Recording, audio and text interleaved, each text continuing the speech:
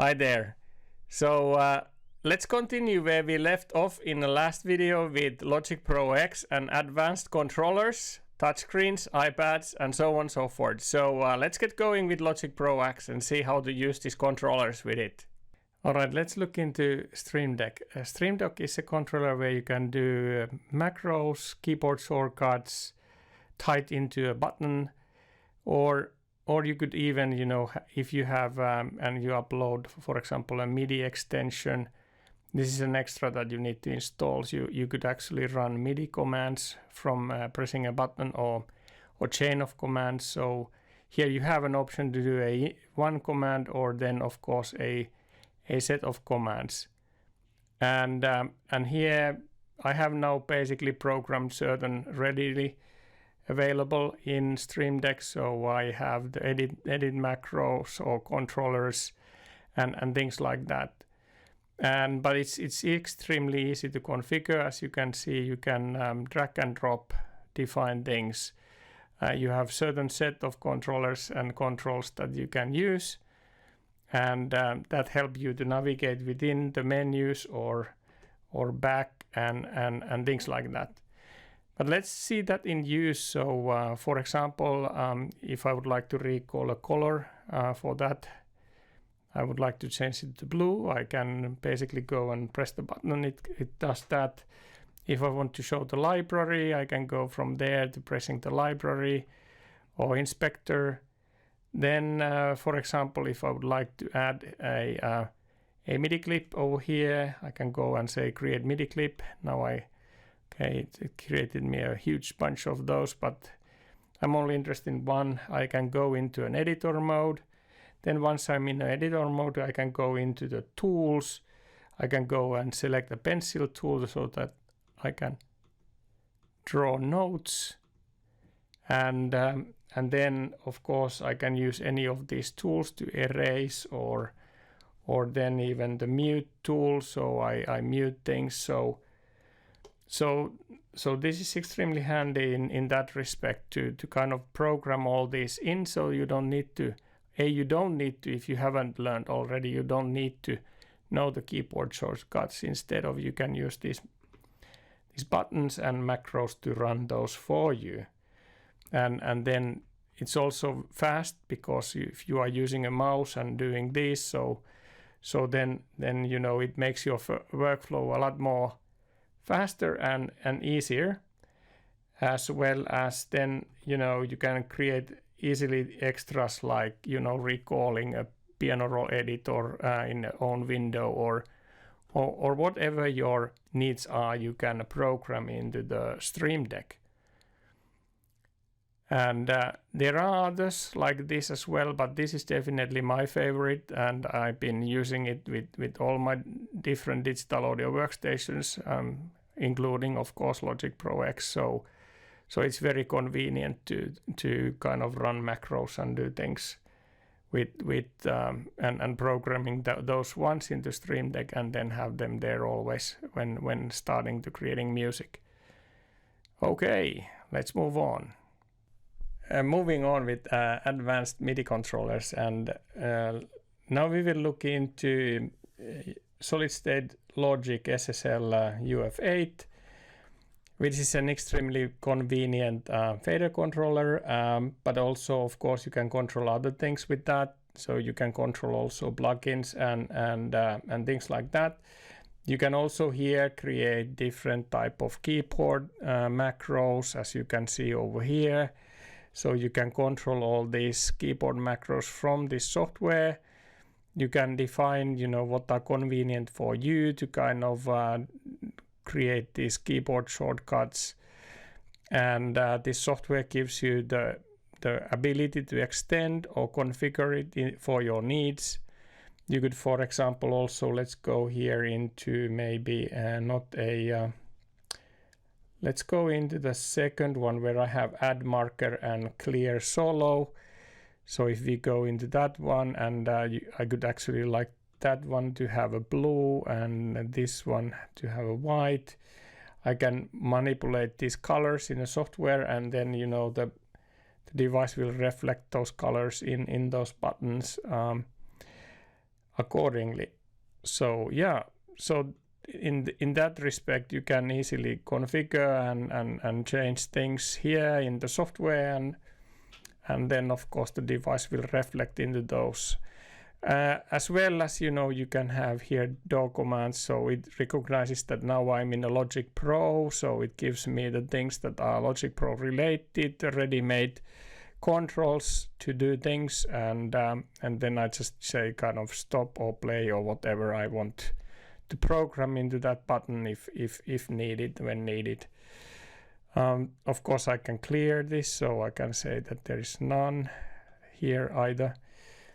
So it basically reflects immediately over there.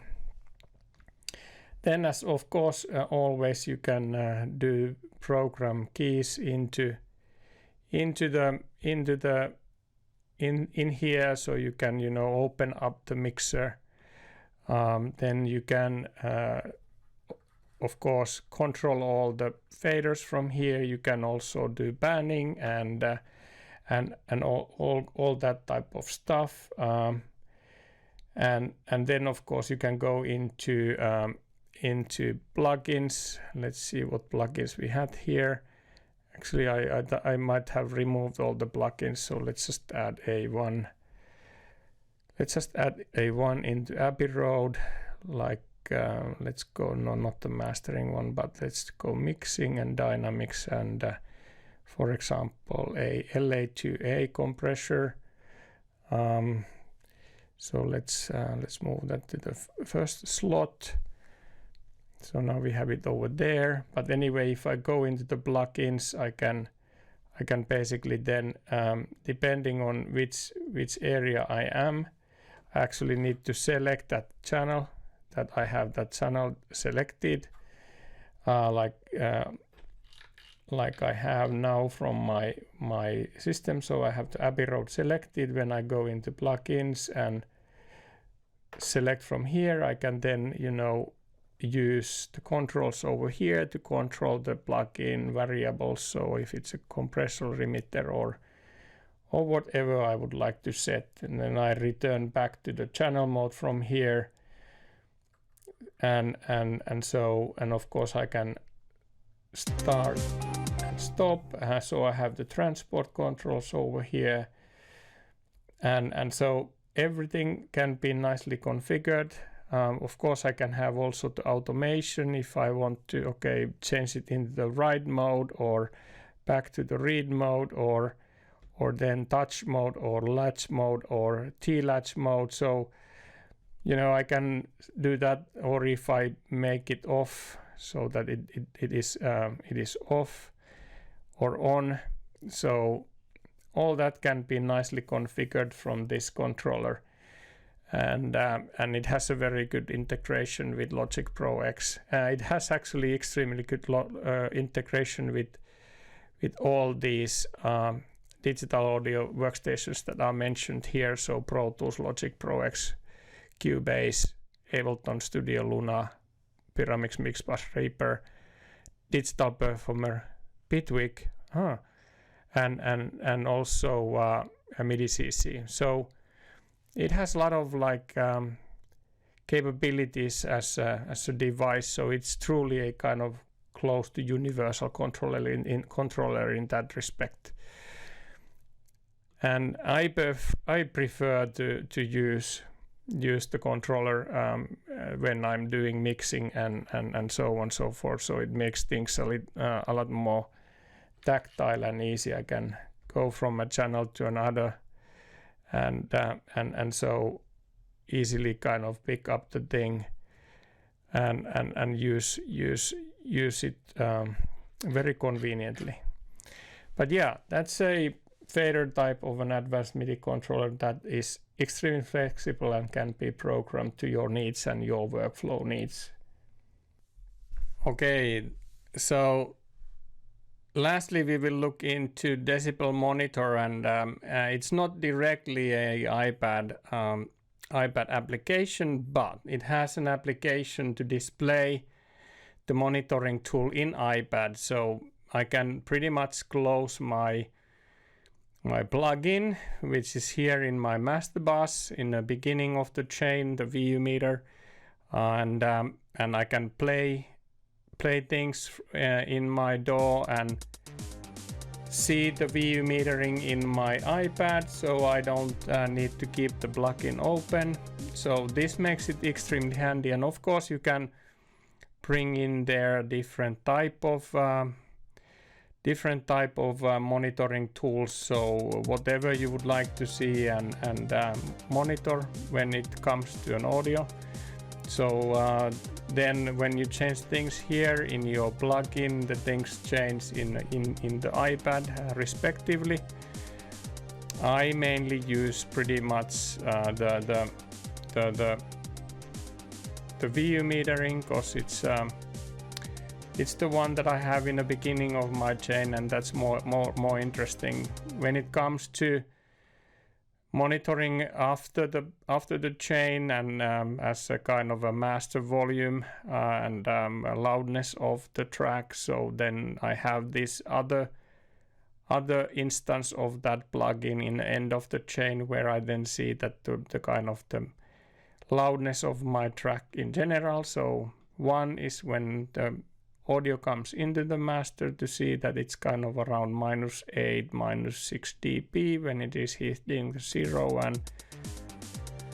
and so on and so forth. So yeah, so that's pretty much it regarding on the controls apps in iPad and touchscreen, how to accommodate those into your music creation process while working with Logic Pro X.